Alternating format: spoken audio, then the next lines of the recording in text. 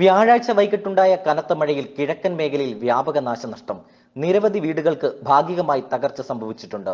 തിരുവനന്തപുരം ചെങ്കോട്ട അന്തർ സംസ്ഥാന പാതയിൽ കൂവക്കാട് പലയിടങ്ങളിലായി മരം കടപുഴകി വൈദ്യുതി പോസ്റ്റുകൾ തകരുകയും പാതയിൽ ഗതാഗതം തടസ്സപ്പെടുകയും ചെയ്തു. കടയ്ക്കലിൽ നിന്നും എത്തിയ അഗ്നിശമന സേന ഏറെ പണിപ്പെട്ടാണ് മരങ്ങൾ മുറിച്ചു നീക്കിയത്.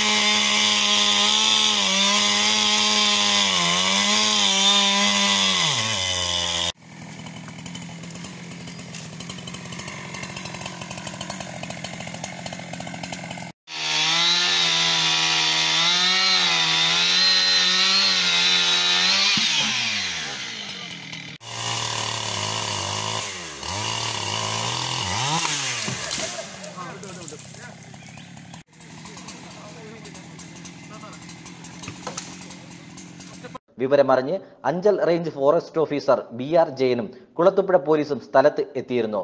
തടസ്സപ്പെട്ട വൈദ്യുതി ബന്ധം പുനഃസ്ഥാപിക്കാനുള്ള ശ്രമം വൈകിയും തുടരുകയാണ്. നാട്ടുവാർത്ത, കുളത്തൂപ്പുഴ.